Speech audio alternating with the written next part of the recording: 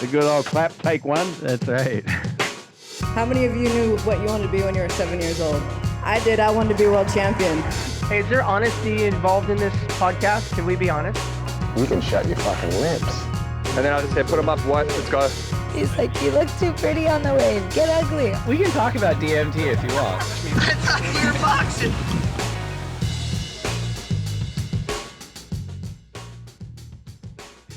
Joao Chianca, 2022 WSL Championship Tour rookie, is on today's episode of the lineup. Joao, thanks so much for joining us today.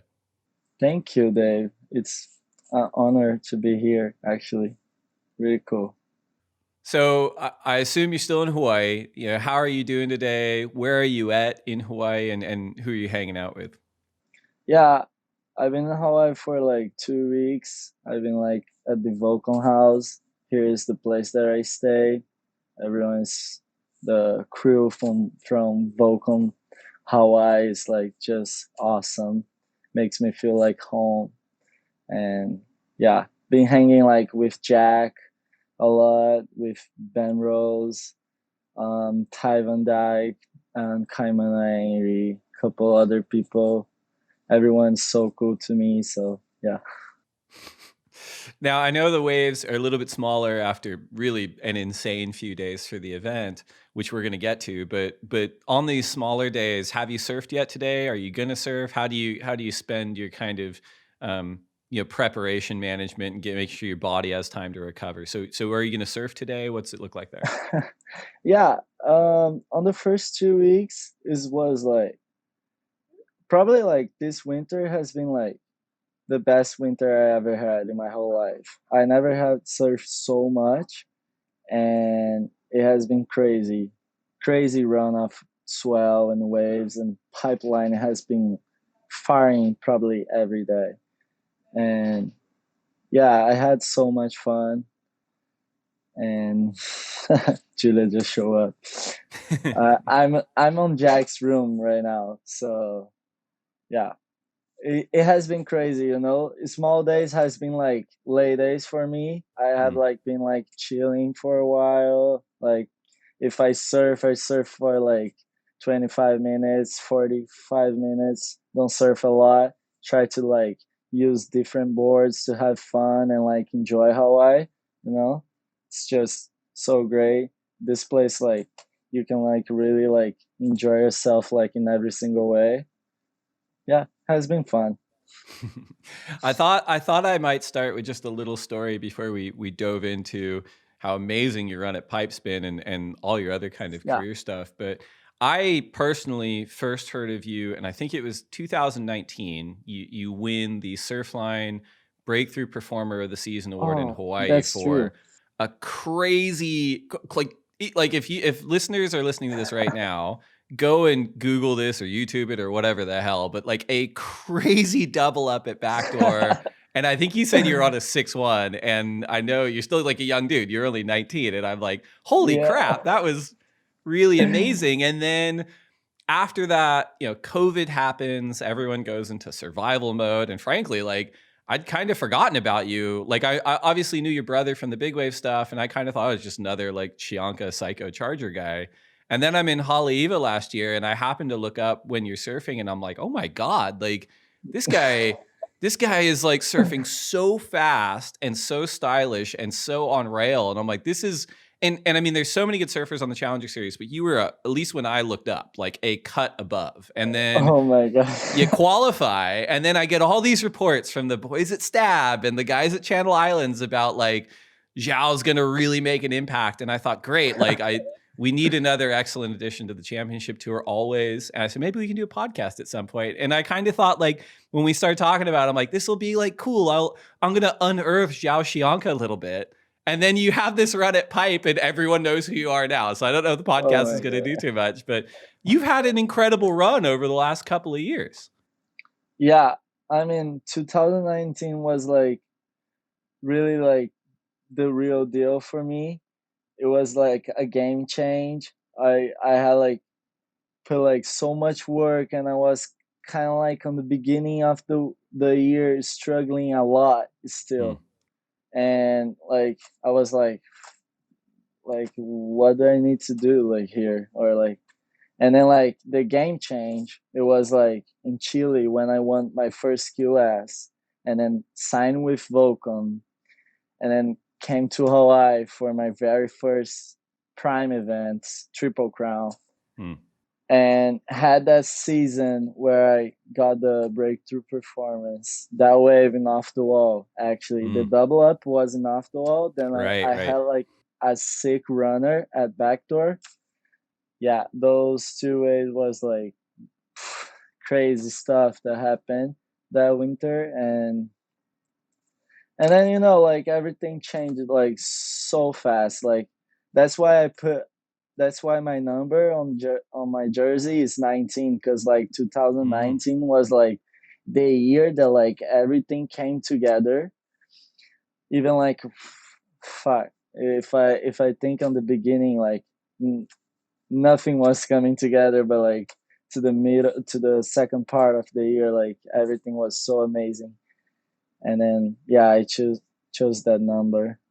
And then, when you talk about you were struggling in early 2019, can you talk a little bit more about that? Was it competitive results? Was it your surfing? Was it your like things in your personal life? Like what was going on? And more specifically, like what was the thing that flipped it for you? Obviously coming to Hawaii and signing with Volcom and winning the QS in Chile, but I'm curious as to like what went on at that point for you.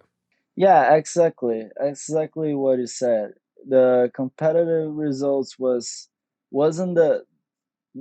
happening at all, and I was running out of budget to put on the tour. I was sponsorless for like 7 years. That was the seventh year, and yeah, pretty long. I had like my best friends along the way, Samuel and Mateus. So yeah, I always like look up to these guys and like saying like, yeah, fuck, I think I'm putting like even more effort. And then the big flip, when the coin flipped, and it was like in Chile, where I like was so good with myself and won my first QS, and like I really wanted to like win a QS with 18 years old. And yeah, Jack and Julia all filming behind me. And yeah, that's where like the whole thing like started, I think. Yeah, And was that event at Chile, was that at Arica? it was Yeah. Iquique, a little like right hander inside of like start like slabbing it, and then like, yeah, right. Little fun wave though, really fun. And so when you say you were without a sponsor for 7 years, you're talking about from age 12 to 19, yeah, man, right? sponsor. Crazy. Yeah, man, sponsor. It was like from 13 years old to 19. Yeah. Right. So 6 years. Yeah. It's a lot. We're going to dive a little bit more into your beginnings, and I think after the commercial break, but I since it's front of mind, we have to talk about the Billabong Pro Pipeline and your performance. So you qualify for the tour, you've been in Hawaii for 2 weeks, there's been nonstop waves. As a CT rookie and a very young CT rookie, I think you're only 21. Yeah. How do you prepare to surf against not only the world's best surfers, but at really the most dangerous spot on the planet at the first stop, right? Oh man, only God can tell how excited I was to surf the Billabong Pro. I was calling a Pipe Masters, but like now we cannot the name change, but like it will be a forever Pipe Masters in my head, because that was the event that I look up to like my whole life. Everyone like wants to be a Pipe Master. Who doesn't? And yeah, I was just so excited to like make this thing happen. And but I spent like the whole month after Haleiwa at home preparing myself, really like getting stronger and training. So I think like it all came together I had Pinga by my side, which like worked with a lot of surfers, a lot of like amazing surfers, and big history, big experience. He could like set me up to this whole thing. He could like prepare my mind to this whole thing. I was when I got in Brazil, I was so frothing already to get back on the track, get back like on my training routine and my full schedule. And Pinga said, "Hey, why don't you take like a week at least, a break? Because like Haleiwa, Europe, California Challenger Series was so stressful for you. You deal with a lot. You waited like the whole year of 2020 training, thinking on the qualification. So why don't you like settle down a little bit, relax? Because things on the CT gonna be tough and hard and like so you're gonna need it." Yeah, and then I took like a couple weeks and then got back on the track. That's what. It's a balance though, right? Because of the way the schedule's been redesigned, you don't want to relax too much, right? Especially, and it's hard, right? Because it's over the holidays and New Year's, and people like to party and eat what they want to eat, drink what they want to drink, all that stuff. But it's not like it was before on the championship tour where we're starting at Snapper Rocks. We're not starting till March, so you have kind of a couple months to get back into it after the New Year. It's like we're starting at Pipe. The waves are going to be serious, and it's a couple weeks after the New Year. You got to balance it out to where it's like I need to unplug, but I can't unplug too much, or it might hurt me. Yeah, exactly. I was so at the same time that I wasn't ready to get back on the track when I got home. When I like first week that like I went to train and stuff, I wasn't feeling like really inside of it, and I was like asking myself, what happened to you? You got there now, like you're gonna relax, or like now you're feeling like weird about it. And yeah, that's what Pinga told me. Like you need to relax. You needed to like settle down. You need to like your mindset needs to like restart, reset the whole thing. And that's what I did. It felt great because like then like after 2 weeks I got back in the heaviest track like training schedule and like felt like right to me. Right. It's interesting because we talk about this a lot on the podcast. There's so much attention and hype around young surfers such as yourself coming up through the qualifying ranks that sometimes when a surfer qualifies, they feel like this is as good as I need to be. I'm the best I'm going to be. All the magazines, all the social media says I'm as good as I need to be. I'm here. But so often, almost every time, that's proven wrong because the level at the championship tour is so much higher than what people think. And when you look at all these great surfers over time, whether it's Mick Fanning or Adriano de Souza, like they qualify for the tour and they're very honest about, I need to work on my backhand tube riding. I need to work on my rail game. I need to work on my airs, whatever it is.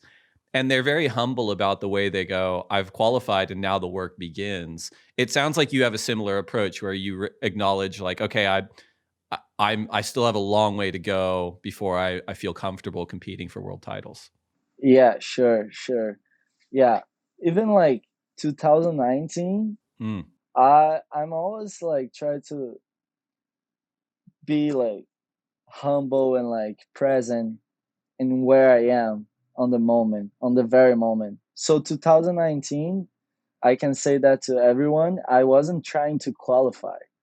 I wasn't. I was trying to get to the primes and like gain experience, gain like that like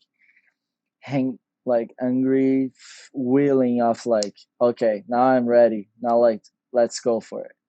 But like it flipped.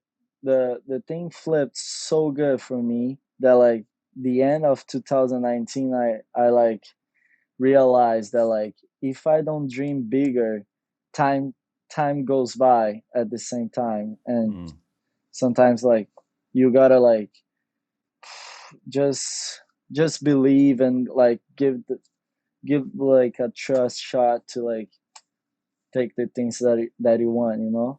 Of And course. 2020, I like reset. I spent like some quality time like with my family before the Volcom Pipe Pro, and said like, you know what? There is a whole year ahead me of competition, of like free surfing or whatever. I'm gonna qualify. I'm gonna go for it. Hmm. And Samuel said the same thing, like Mateus. And Yeah. yeah, I went for it. Just like started like with the second place at the Volcom Pipe. That was the thing actually for me. We mentioned before that the tour's been redesigned, and before the COVID season of last year, for decades it started in March on the Gold Coast at Snapper Rocks, which is a radically different wave than Pipeline in January, February.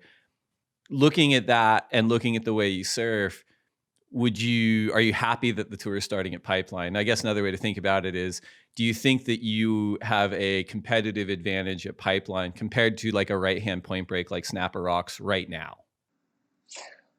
Oh, yeah, that's hard. I really think that I would go. I really think that I would do good at Snapper. I think my forehand's like a good point of my surfing, and but at pipe things like going like you can't with you count yourself with like some other things too, not just surfing. It's more like attitude or like the time that you spend in the water and the time that you spend at pipe, because you gotta know the lineup. The lineup like gets 2 times bigger when you're there by yourself with another guy. Right. So yeah, you really like it's it's a real deal. Pipe is a real deal. So like start the year here for me, it's like the best thing. Mm-hmm. I definitely like could like go further in the contest, like could like pass John and stuff. But yeah, I'm happy with my performance. I think I did like probably everything that I could, like in every single heat, like really like all like 100%, all my 100% like inside of the water. So yeah, It was incredible. You said something interesting just then about how the field expands to twice as big when you're out there in a heat by yourself or with one or two other people compared to when you're free surfing and there's 50, 80, 100 people out there. When you're out there free surfing, and I'm always fascinated by this, but how much do you use other surfers as indicators, in the sense of you're sitting there, you're looking around, there's a stack of people that are paddling this direction or paddling that direction, and you go, okay, cool, something's coming, it's coming from over there. I'm yeah, going to use that information to position myself. And how different is that when, as you pointed out, you're by yourself and you're like, oh, I have to know this by myself. totally. I think that's where it comes like to the experience and the amount of effort that you put on the wave. Hmm. I didn't put like just this season or like the past season. I put like seasons like away. Like I put like so many effort in pipe, and I saw already so many cool stuff about the lineup and about the persons. I have the guys that I look up to at pipe, which is like John, Nathan Florence, Jamie O'Brien, of course. James like the best of the best, and I think those guys really like knows the wave like on the palm of their hands. Like they don't need like to look at it, or like they just need like they barely like look at the swell. They literally like feel it. And I spend a lot of time like surfing with these guys out there.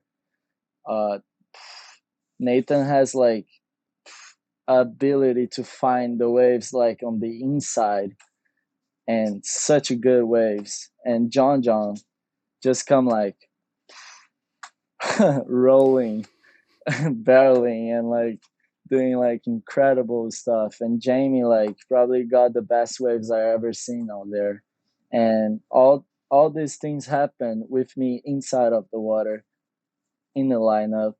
So yeah, great experience. My experience at it's based like in be next to those guys and like learning every single thing.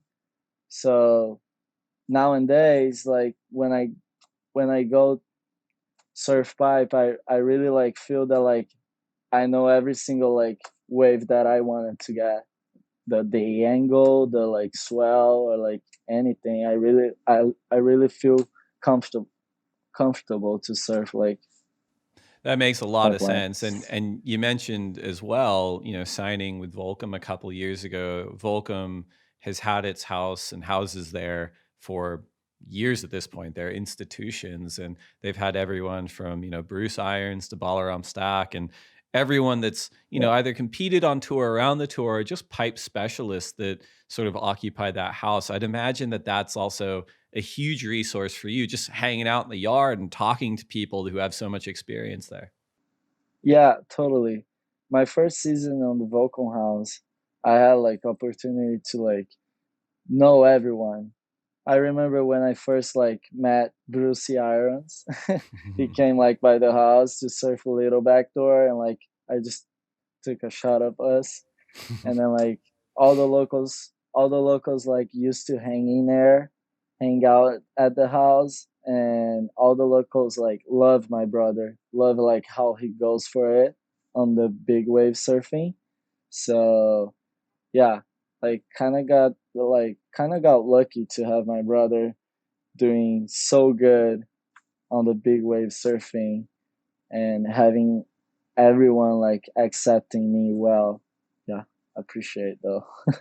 I think that's a really good point. I want to dive into the family and where you came from here. We're going to take a quick break to get a word in from our sponsors, and we'll come right Sure. back. All right. So right before we went to break, you mentioned your older brother, which I think is a great opportunity to talk about where you came from, what family life was like, mom, dad. Do you have any more brothers or sisters? So where were you born, and what was your family like growing up? Okay, I'm born in Rio. Rio is state in Brazil. I think everyone got that far. But my family is from Saquarema, my whole family. My family, I say my dad and my mom, grandma, grandpa. Everyone's from Saquarema, and I only have my brother. And yeah, my brother is 5 years old, older than me. And yeah, everyone loves surfing. Things like just so natural for us. Yeah. And we've had a bunch of events in Saquarema. That's where our championship tour event is these days. But for listeners who have never maybe been there, can you describe the town a little bit, and also the waves and the surfing community there? Sure. Saquarema is a really small town, 2 hours driving from Rio, the capital. Uh, it's it's more like a farm style. Like it's really like cool neighborhood. Not many like buildings. Like more like the houses stay really next to the beach. We doesn't get like a lot of people like coming into the city, and yeah, it's a really cool place, really quiet. Like when I go train during the week is empty. I literally like have done like have had like experience to surf by myself perfect waves, and no one else around, like, or no one's filming, no one's like gonna believe in me when I say that. But and the waves in Saquarema, I think like the tour can say that it's we just had like so much fun watching the comp there, going there. Itaúna is the main spot, the long left and the little like right to the channel, and we have Barina, which is the star. It's an incredible wave. I not even like know how it got that good. I don't remember like getting that good like on my childhood, like when I was like really young. But yeah, it turned on. It turns out like the best. I think the best wave like in the whole country. Like when we say like about like international waves and stuff. Crazy sandbar though. That's pretty good because I feel like most people, the waves get worse as they get older. Like I always remember waves when I was a kid, and I'm like, "Oh, that wave used to be so much better." And then now that I surf Oh it, I'm my like, god. maybe it wasn't. But for you, it went the opposite. Barina is like a legitimate, like world class wave. Yeah, the locals, everyone loves me and my family. We are so like so well welcome like there. And Bahia is like the locals say that Bahia was better when I wasn't born. All right, And I don't believe it. I think it's like yeah. a lie. But yeah, it is what it is. I've never seen like so good like the day at the comp that Mhm. like we had like Felipe winning like 993 or like whatever.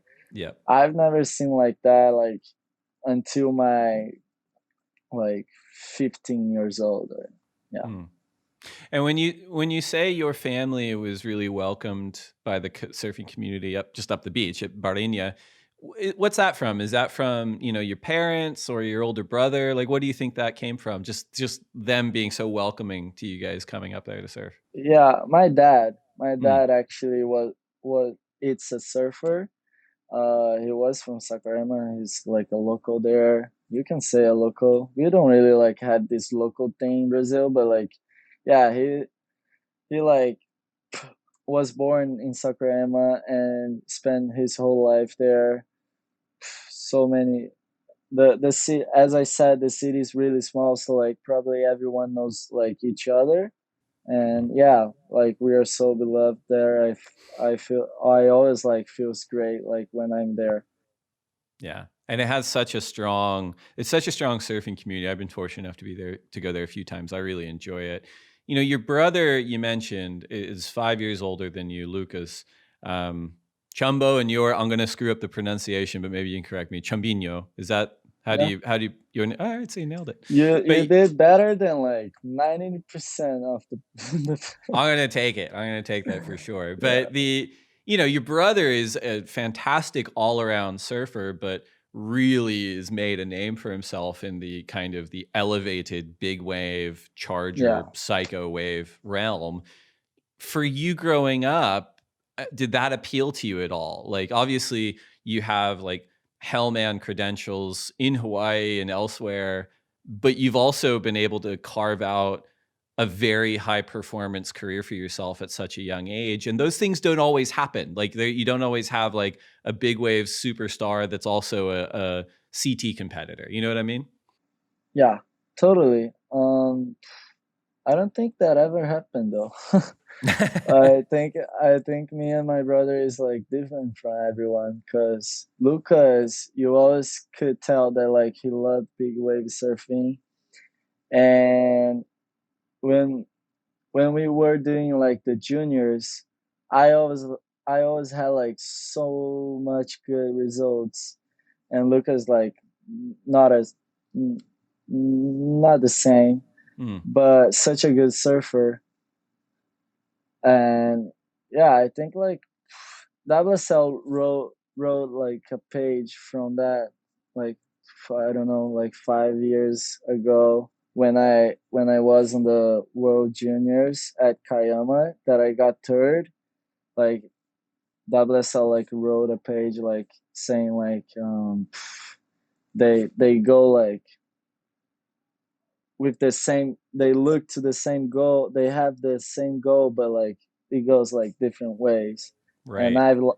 I've always like loved high performance surfing and love big waves too, love big barrels, but huh, I don't want to take the risk.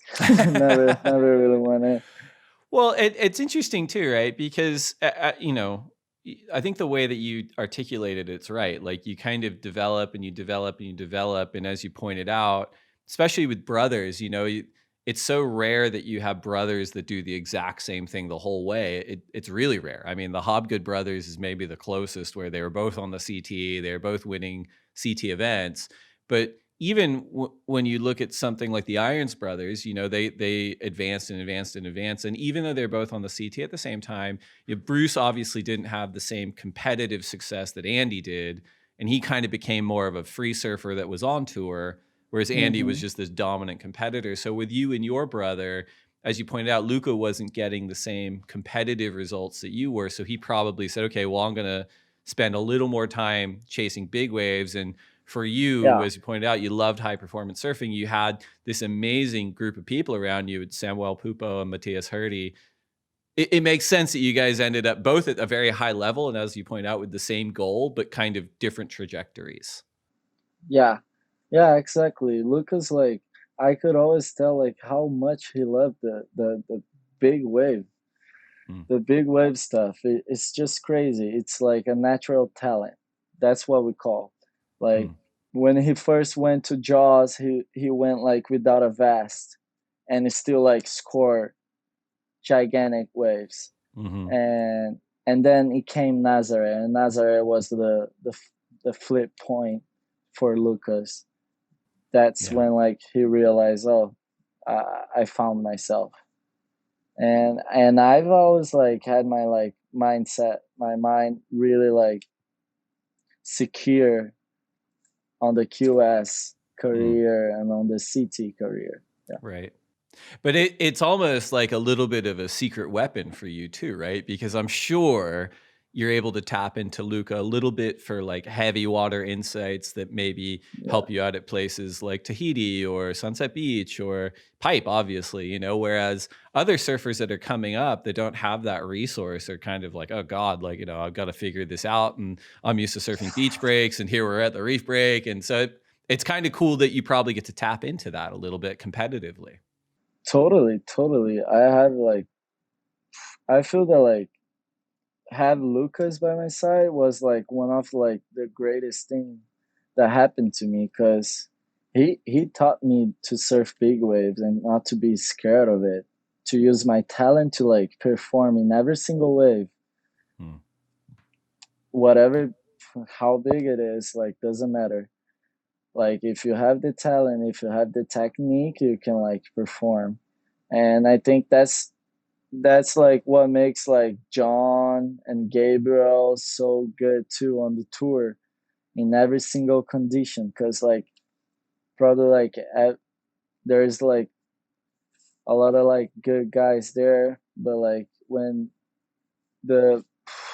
things change, when like waves get like really big, like it's not like a lot of guys that like can like have the mindset and the concentration to like, hey, I got this, it's just like few feet bigger or whatever. Like I handle right. A few more inches on the board and we'll see how it goes.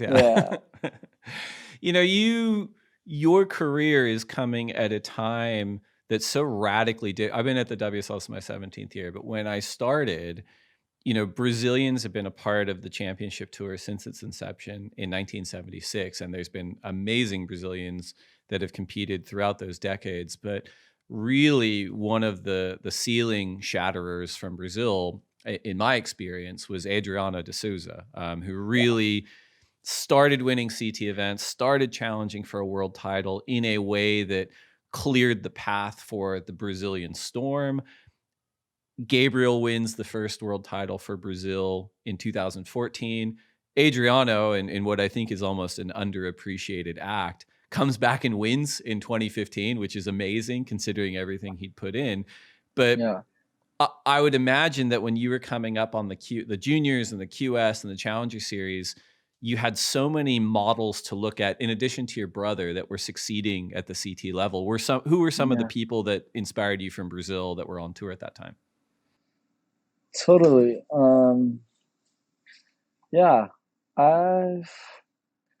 I've always like look up to these guys too.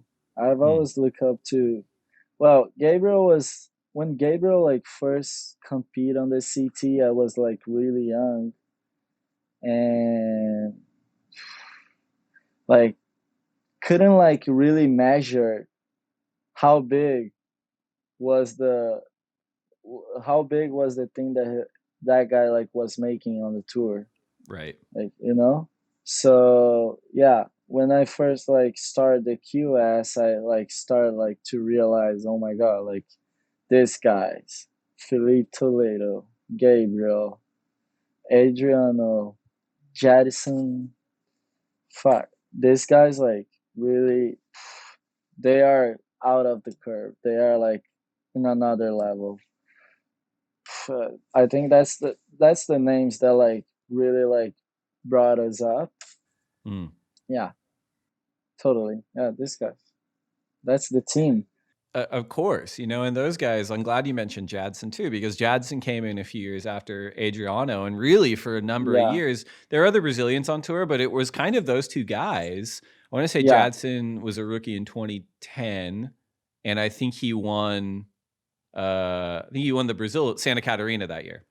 yeah, Um, but it was at a time when most of the surfing world outside of South America was not very kind to either Jadson or Adriano. Like those guys had to take a lot of they were criticism. pissed. They were Exactly, they're pissed. pissed that Brazilians were winning, and it's such a funny Yeah, thing. And I mean, funny in hindsight, but really hard for those guys at the time. And now that you're coming on tour, it probably just feels like a completely different attitude towards Brazilian surfing in terms of those criticisms that were really unfair in the past around like style or whatever. Just they're not there anymore at all, and yeah, they never really should have been. yeah. We had Rayoni too, Yeah, which is like one of my favorite surf back on that back like when I look back. It was like one of my favorite surf to watch at home because like I grew up watching him and Leo Neves too. So yeah. yeah, Ronnie like was like so inspiring to me on that, and what like it was like the last guy from Rio to be representing on the tour. So I like 7 years later here I am. So yeah, totally. Jadison, Adriano, they were like the piece of star, and they kept going, kept going, and then like out of control. Then Mm. like Gabriel and Felipe came, and then Idolo, and then all that stuff. Here's Jack. You mentioned two of your colleagues that yeah. You mentioned two of your colleagues in Mateus Herdy and Samuel Pupo. Now Samuel is on tour this year with his older brother Miguel, and Samuel's been having an amazing run at Pipe as well. Totally. Mateus had a wild card last year in Mexico and made a huge international name for himself. It wouldn't surprise me if he was on tour soon as well. But talk a little bit about those guys and how they've pushed your own surfing to get to this level. Well, have Samuel and Mateus actually like they have a big they like just makes the part like make they are like the part of my story on like surfing and stuff because that those guys like push me so much, and I realized myself like with I don't know 16 years old or like 15 years old that like I wasn't like surfing as good as they were. Hmm. So yeah, they made like me realize how much effort like would have to like put into it, Right. and I just got like addicted to it. I just like chased those guys like forever. It makes a lot of sense. And you mentioned how important, that winter season in 2019 was for you, signing with Volcom and feeling like that was the aha moment for you where you're like, I can do this. We go into COVID lockdown in 2020, not a lot happens. 2021 still pretty chaotic, but you have this sort of truncated season on the Challenger Series. And I'm Yeah. looking at your results now. There's a 25th at the US Open, a 25th in Haleiwa, but you really did a lot of damage in Europe, right? Back-to-back ninths in Ericeira and in France. So talk to us about just the experience of having so few opportunities and having to make the most of those to qualify last year. Yeah, I knew that the Challenge Series was gonna be like really tough, but if you allow me to speak, 2020 was one of the best things that ever happened to me. It's maybe like so cruel to say that because the pandemic was like so not cool, and it was like horrible. I'm not even like want to get into it, but 2020, no contest. I had literally the time has stopped for me to put all my energy, all my passion, all my like willing, like all my force, like to surfing and like develop and like improvement.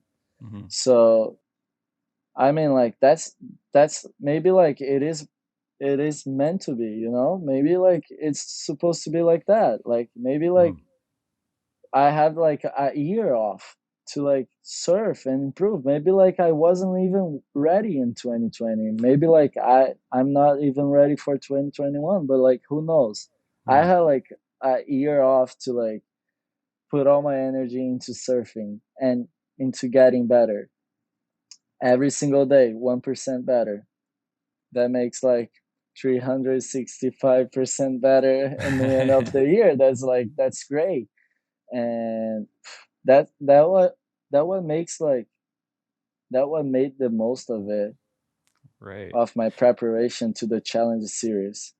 It's a little bit like those sliding doors moments, right? Where people talk about, door slides that way, door slides this way, something else could happen. If, Yeah. Hearing you talk about it, it's almost as if you're saying, if you didn't have that year off and you were just, back on the QS, back on the Challenger Series, whatever it was, you might not be on tour right now. You might still be on the QS or the Challenger Series. You might not be another 5 years before you qualified or ever, Yeah. right? And Yeah. hearing you talk about it, it's like, as you rightly pointed out, the pandemic has and continues to be so awful for so many people, but Yeah. it did afford you space to work on your surfing.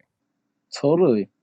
It was like the best thing that like happened to me on that time. Like, and 2020 was the best winter or the best year of surfing of my whole life.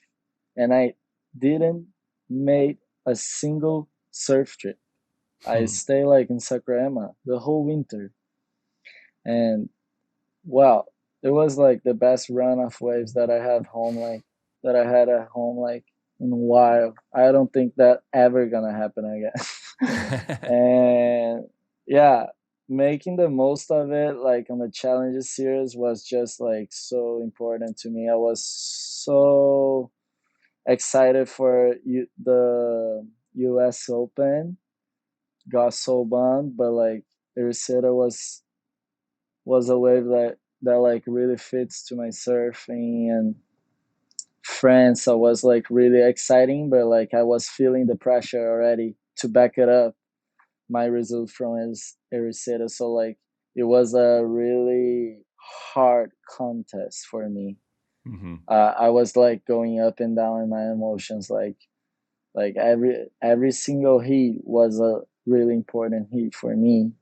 And Haleiwa was I kind of got like disappointed because it was the place that I really wanted to seal the deal, Right. like to like qualify with the like hype and like that feeling of like, well, you did it like, and you did it like really nice. But I mean, like the reward, when you get reward, you never really know how it gonna play for you. It plays different for every single of us. So like it played different for me, but like it played on the best way possible. Yeah. Completely. And do you remember the moment where it was confirmed that you had qualified? Did you get a call from Travis Logie? Like, how did that happen? Yeah, I had my heat with Jack and Shion and Thiago Cameron on the second round. And then that heat I lost and went home, had like 5 days day off. That thing like was one of like the longest days I ever had in my whole life. Oh, yeah. Because I made the whole math and I knew it. The guys that like could make it or not. But still like the third round is a like big round. It's a still like a big round to like run. So like a lot of guys like fell from the rankings and like, oh my god, that's good. So like quarterfinal it is. If like Jacob, such a good guy, but if Jacob doesn't make it, that's it. It's over. Right. And yeah, it played like that. Jacob like couldn't make his heat. I woke up early on that morning to be the first guy in the water. So I could make sure that they would like run the contest and not like delay or like not another lay day. Because you couldn't take it. You couldn't take another lay day. Yeah, I need to yeah. get this over one way or another. I'm gonna go Haleiwa first leg and I'm gonna like rip and like show them that the waves are good and the conditions has to be on. And yeah, they run the contest and then after Jake lost, Trav like contact me, hey, we are doing the math, like we are pretty much sure that like you're in it. That's how like I received my qualification news. Yeah. And it was like, oh my god, it's done. That's it. Like, wow, like just like kind of emotional when I look at Pinga. Pinga was kind of crying, and like I never seen Pinga crying. And then like called my mom and dad, and then they were already like tears up, like, oh my god, you qualify, you got there. Lucas a way more emotional guy than me. So yeah, I went to the beach, got to talk to everyone. My ex-girlfriend was there and all the stuff and all my friends, and it was just such a cool moment. When Kaipo came to like when Strider came to do the interview, it was just like, that's it, you're in. Surreal. And that moment I was like already thinking at pipe, like, oh, pipe, Right. pipe. So, like I'm pipe, like, yeah, that was it. I love it. Well, we got a couple more topics and we definitely have some listener questions for you, but we're going to take one more break to get a word in from our sponsor and we'll be right back. So you talked a little bit about, how good it felt to land with a company like Volcom and the support and the validation and how that was a real flip for you. I know that around your qualification campaign in Haleiwa last year, there was another big sort of contract thing coming for you, which was just around who's going to be your board builder. And you ended up landing with the guys at Channel Islands. Talk to us a little bit about that conversation and then what it means to you to ride for a brand that has produced so many world champions. Yeah. Well, first, like, I really want to like thank you and just ask that question. And thanks the guys from Channel Island. They are so good to me. They like have done like they really have like proved to me that like I made the right decisions. And it started like 4 months before the challenges series.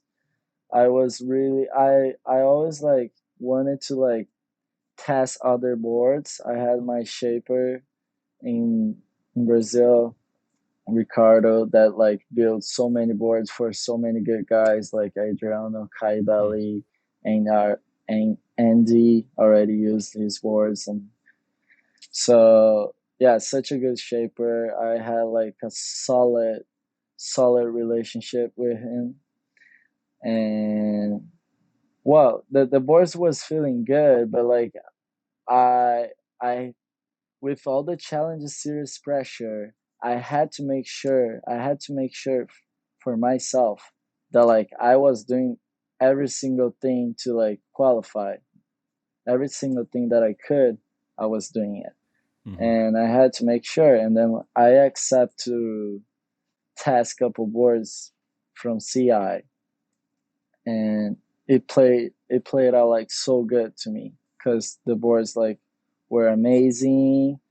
The Portugal event and France event, it was like one board. So that board like made my whole like like made like a big part of my qualification campaign. And yeah, and it played like that. And Haleiwa, I didn't have like a contract or anything. I didn't have like really seal the deal, but like the guys with from Channel Island like were so excited to like build me boards and so excited to like have me on the team that like I just like felt so good about myself to have like a big brand like that wanting me so bad. And yeah, that's why I accepted. The board from Haleiwa feels so good. It's a magic board. It's on my room, like upstairs. It's just amazing. I really hope like to keep like working with them like a long time, like looking looking a long term way. Well, and it's interesting to hear you talk about that too, because the surfers, especially at the elite level, kind of fall into a couple of camps in the sense of there are surfers who want to work with one shaper across all the spots, and there are different spots. There's beach breaks, there's reef slabs, there's point breaks, et cetera, et cetera. And then there's other surfers who say, I'm going to use these boards in these waves, I'm going to use this shaper in those waves, et cetera. And so for someone like yourself to say, oh, I work with Channel Islands, like using those in Europe on the Challenger Series is one thing, but then also being able to have confidence in them to do what you did out at Pipe or out at Sunsets, it's a big deal. It is for sure. I was like, well, Channel Island surfboards is they they're still like really new to me. I'm still like figure it out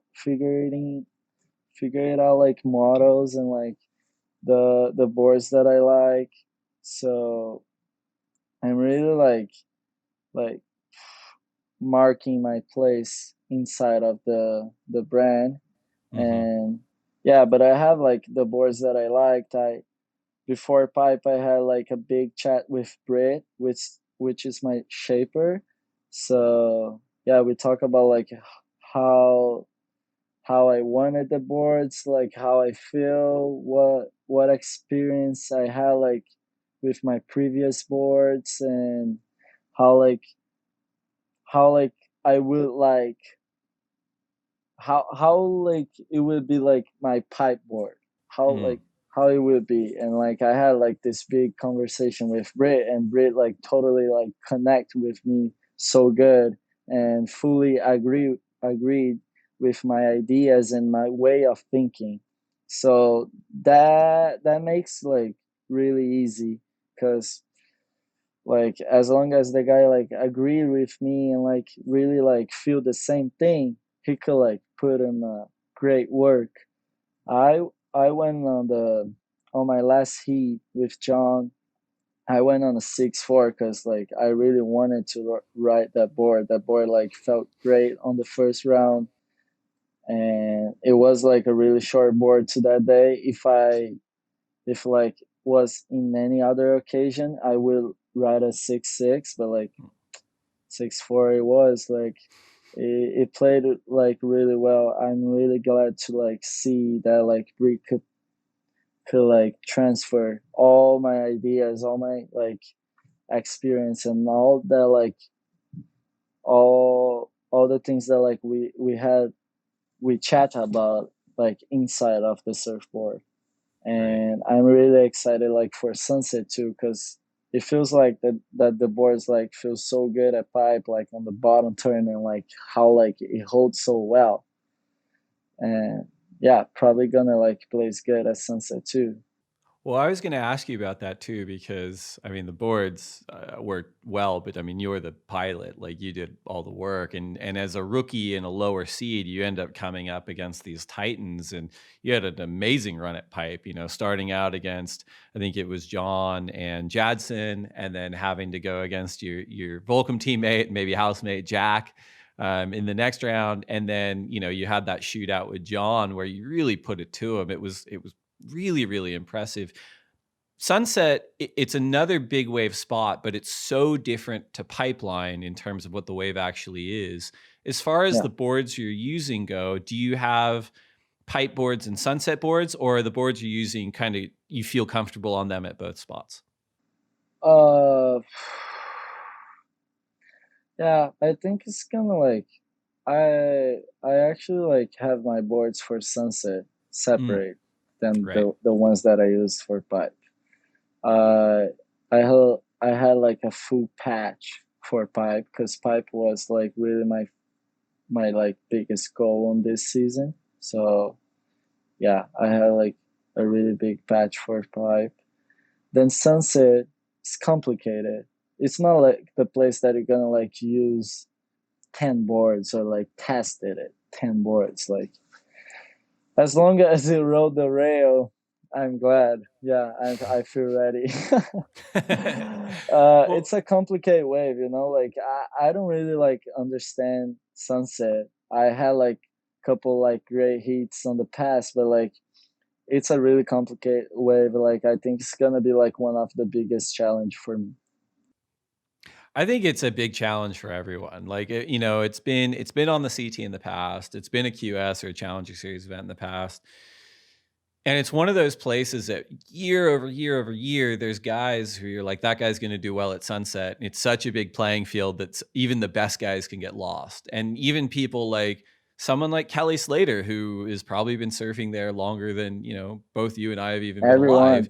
Yeah, he's like endlessly frustrated with it, because it's just one of those things where it's a different wave every day almost. And so I think it's an interesting place. As far as the other venues on tour go, especially these first 5 venues, because you have to finish in the top 22 to make it to the back half of the season this year before the midseason cutoff. You're already off to a great start.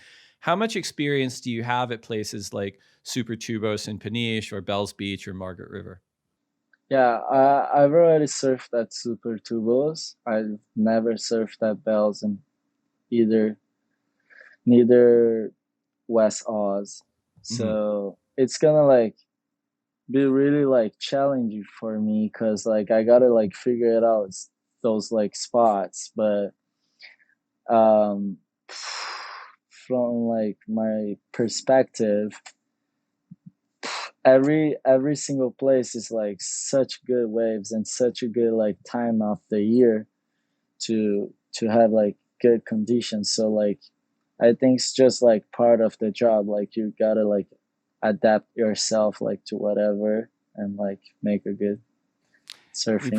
You're probably in good shape too, because as you pointed out, you've got Louis Campos Pinga in your corner as well, and has so much experience like shepherding elite talent around the world. And then you've got your teammate Jack Robinson too, who can probably show you around Margaret River. Yeah, totally. So I imagine you're in good shape.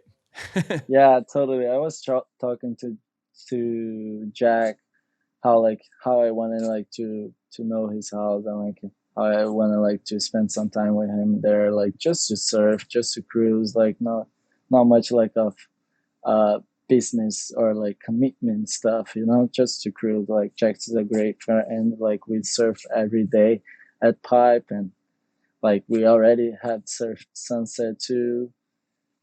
It's just interesting. Portugal is a place that I love. The people, the food, the culture. So like yeah, and it's probably gonna be like barreling conditions too, because like it's on the middle of the middle of winter and Yeah, good the good winds, a lot of season. swell. Yeah. Totally. I'm really looking forward to that one too. We talked a little bit earlier about, the humility that a lot of our world champions have had when they've qualified, in the sense of they didn't feel like they were fully formed as surfers when they qualified. They had work to do. If you had to assess your own surfing right today, what would you say your biggest strengths are, and what would you say are areas that you want to work on to get better at this level? Yeah, I'm gonna start with the areas that I really want to work on, because I really feel that like I can gain so much experience on my air game, my especially my backside air game.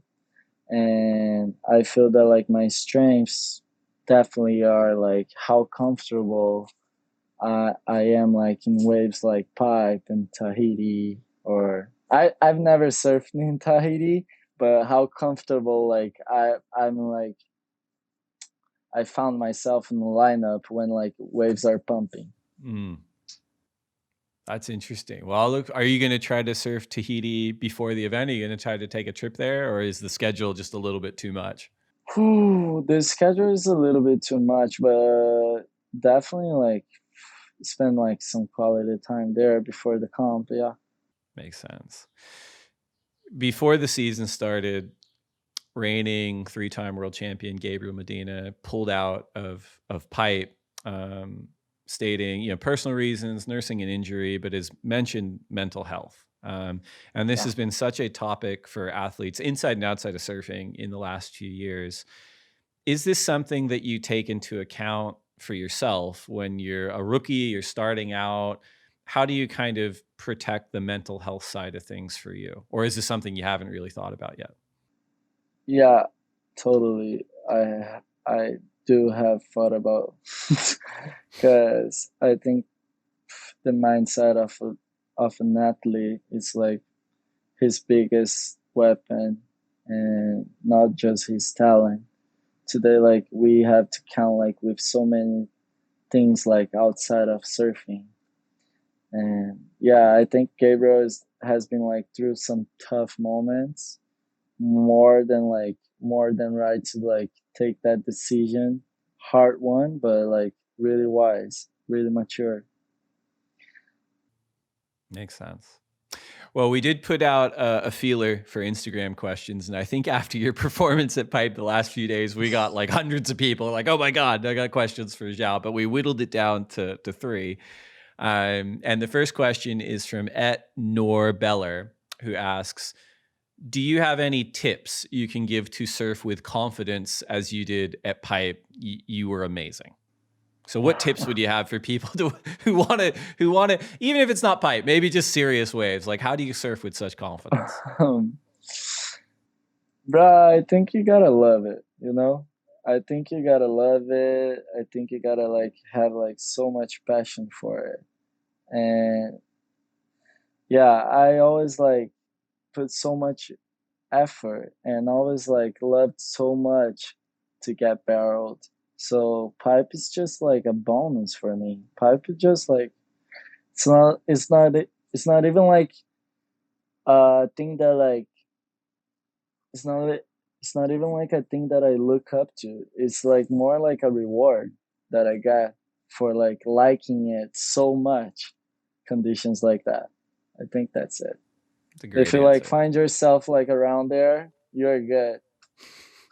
I love it. The next question is from @lamarca.pedro, who asks, "Do you check Barina if it's pumping when you're away from home?" Oh yeah, yeah. Actually, Barina was pumping on my way to Hawaii. I left Brazil and Barina was literally going like 10 out of 10 behind the rocks, and like I got so mad because Barina like didn't like play, didn't like had like so much moments in on the last year. So yeah, it was funny though, but Yeah, glad for my friends that like scored at home. that's good. Last question that we picked from the Instagram community is from @WesWeber4, who asks, what non-result goals do you have for your first season on the CT? Not results goals. That's hard. Can you like It's a tricky question. I wonder if he means like, do you want to get just an amazing wave in Tahiti or something? Or maybe it's something outside of surfing. Do you want to I don't know. Like, I feel like what he's asking is like, absent like I want to finish in the top 10 or I want to win an event. Like, what are some of your goals? What is one goal for the year outside of that? Yeah, sure. We are dealing with the cut thing, right? So that's pretty much my first goal. Just step by step, having fun at my heats, letting go of my emotions outside of the water. Saying that, I say that like pipe at the same time that like was incredible for me inside of the water.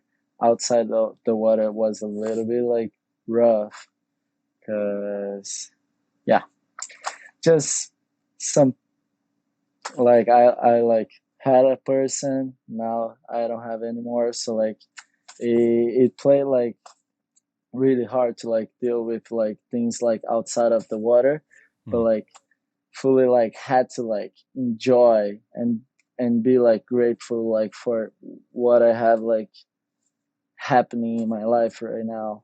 And it's so much stuff. That's why like Gabriel like did so good and like taking like this time off.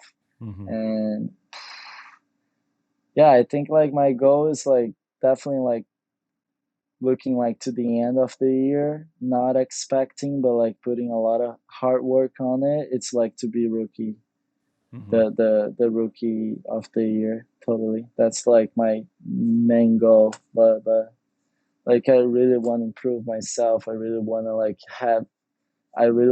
find myself like enjoying heat by heat, like wave by wave, like improving, because like it's such a long way, it's such a long tour, like there's a lot of stuff to happen still. Yeah, I think that's a great answer. And as you pointed out, you're in a profession where outside the water stuff's always happening in life, and you are in a profession where you have to perform, and sometimes in front of a very bright spotlight. And it's, how do you take whatever's happening in your life, good or bad, and use it in the heat? And that can be a challenge. It can also be a benefit to have something, right? Where you're like, okay, cool, I'm going to shut this off and I'm going to pour everything into this profession. So I think that's something I think we all struggle with, but I think you had a really great answer on that. So thanks to everyone who wrote in on the Instagram or at Twitter at the Lineup Pod. We appreciate that. We're now down to our final segment. So it's time for the lightning round. These are 10 questions for you to answer as quickly as you can. Okay. All right. If you could only have one board setup for the rest of your life, single fin, twin fin, thruster, quad, bonzer, or finless, which would you choose? Thruster. Coffee or tea? Coffee. Burrito or pizza? Oh, pizza. Last book you read? What? Last book you read? Never read. There you go. Best surf film ever? Stranger Fiction. Yeah. That's a good one. What is one wave you never have to go back to? Peruíbe, Brazil. If you only get to surf one wave for the rest of your life? Definitely Barina pumping. Yeah. That's good. Who is the best person to share a lineup with? Definitely my brother. Yeah. Worst person to share a lineup with? Definitely my brother. I like it. Last one. Finish this sentence. I will next achieve a state of happiness by